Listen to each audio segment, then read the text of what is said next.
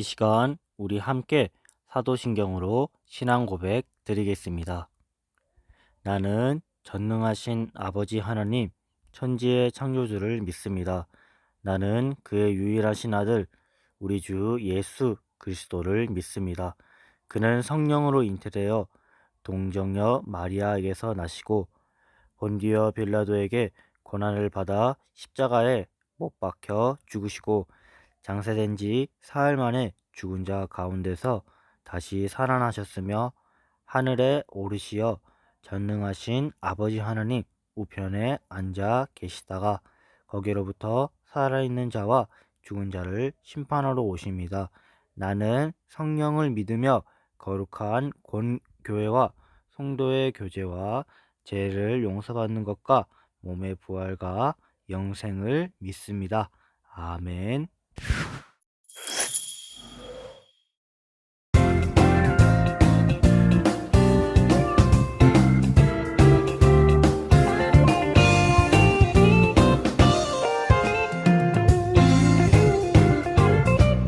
들어보았니 아주 오래된 조의 하나님의 사랑 이야기 유기된 나무 열매 먹고 죄에 빠진 자들에게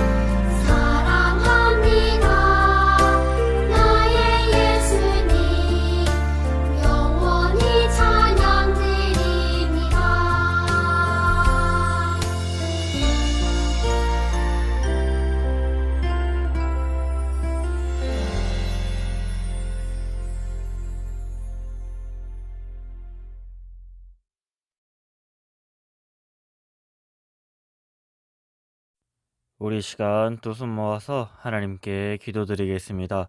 전능하신 하나님, 이번 주 주일도 예배를 드리게 하심에 감사드립니다. 주님, 일주일간의 삶을 통하여 우리 친구들이 죄를 지었던 행동과 생각들을 모두 용서해 주세요. 주님, 오늘도 이렇게 교회에 나오지 못한 아이들을 위해 영상으로 예배 드릴 수 있도록 아이들을 생각해 주시고 또 사랑해 주신 그 하나님의 사랑이 우리 도움교회 소년부 친구들에게 가득히 넘쳐나게 해 주세요.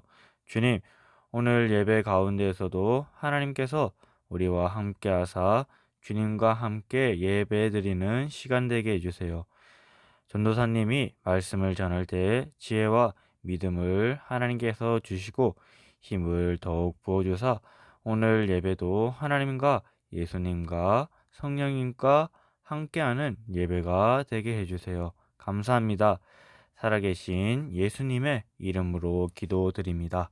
아멘.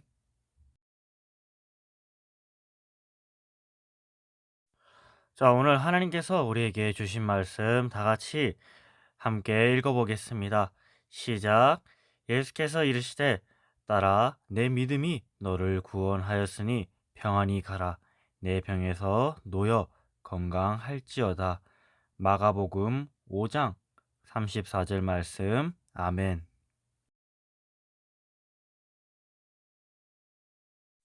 자, 이번 주에는 옷자락에 닿은 믿음이라는 설교 제목으로 여러분들에게 말씀을 전할 때 여러분 집중해서 잘 하나님의 말씀을 듣는 우리 친구들이 되기를 원합니다. 2019년 겨울에 시작된 코로나19는 우리 일상의 많은 부분을 완전히 바꿔버렸어요. 예전에는 잘 쓰지 않던 마스크를 반드시 써야 했어요. 콧과 입을 가리자 숨쉬기가 답답해졌고 무엇보다 우리 친구들의 미소를 볼 수 없었어요. 또한 학교나 학원 수업도 심지어 예배까지 대부분 비대면으로 해야 했어요. 이른바 사회적 거리두기를 해야 했습니다. 그런데 오늘 말씀에는 이런 거리두기 무려 12년 동안이나 했던 한 여인이 등장해요. 그 여인에게는 도대체 어떤 일이 있었던 걸까요? 그 여인은 혈루병을 앓고 있었어요. 이 혈루병은 피가 멈추지 않고 계속 흐르는 병이었어요. 사람들에게 전염되는 병은 아니었지만 이 여인은 사람들과 거리두기를 해야만 했어요. 왜냐하면 몸에서 피가 계속 났기 때문에 움직이는 게 매우 불편했거든요.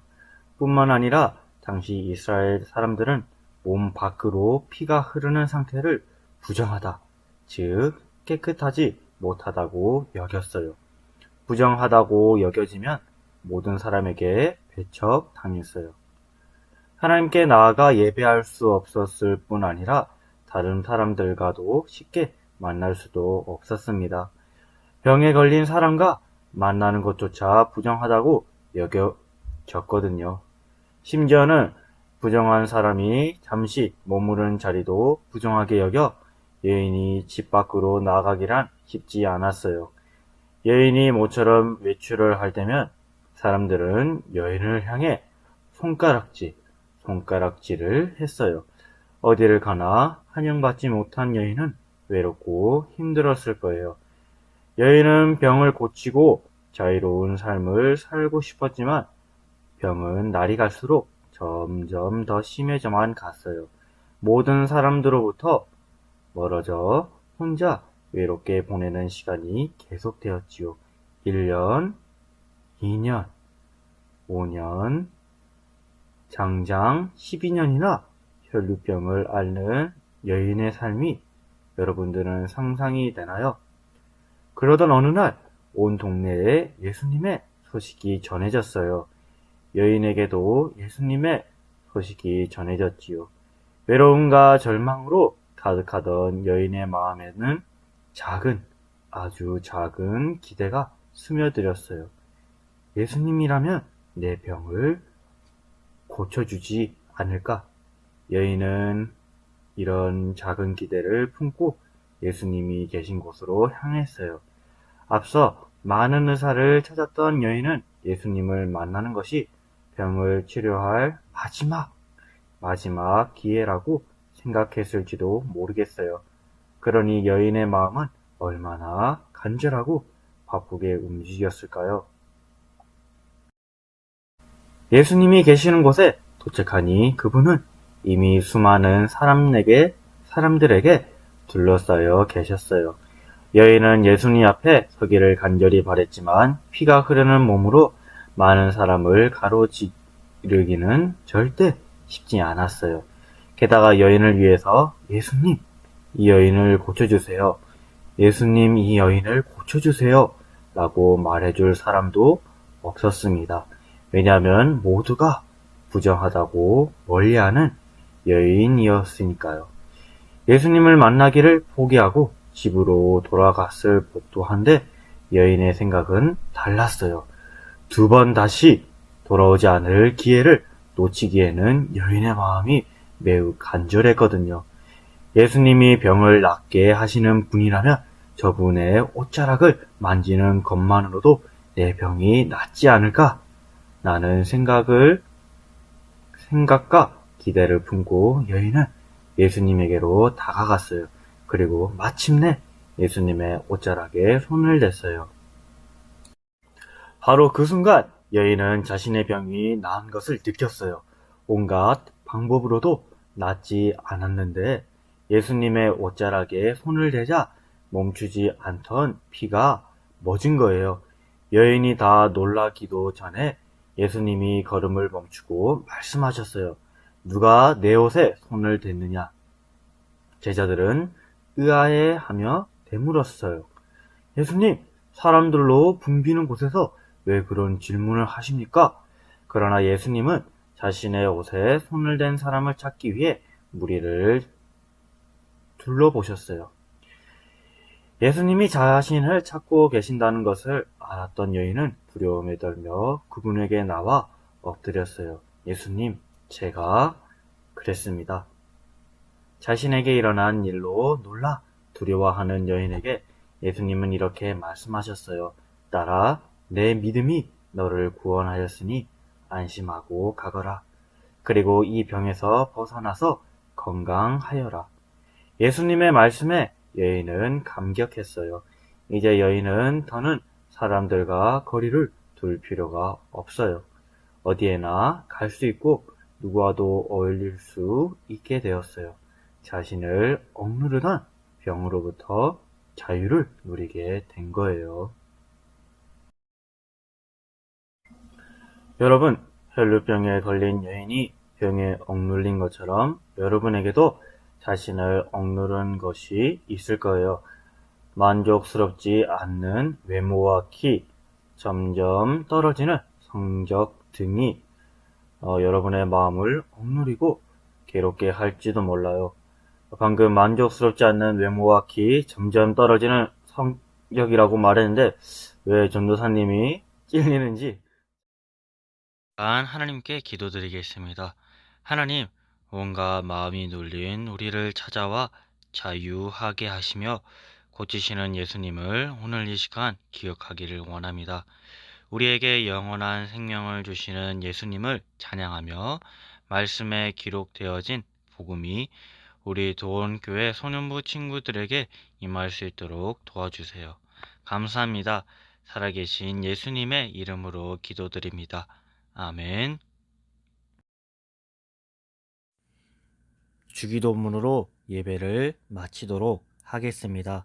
하늘에 계신 우리 아버지, 아버지의 이름을 거룩하게 하시며 아버지의 나라가 오게 하시며 아버지의 뜻이 하늘에서와 같이 땅에서도 이루어지게 하소서. 오늘 우리에게 일용할 양식을 주시고 우리가 우리에게 잘못한 사람을 용서하여 준 것 같이 우리 죄를 용서하여 주시고 우리를 시험에 빠지지 않게 하시고 악에서 구하소서. 나라와 권능과 영광이 영원히 아버지의 것입니다.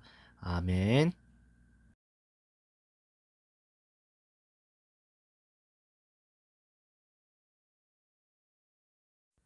우리 친구들, 예배를 다 끝나고 한 가지 더 해야 할 게 남았어요. 그게 뭘까요?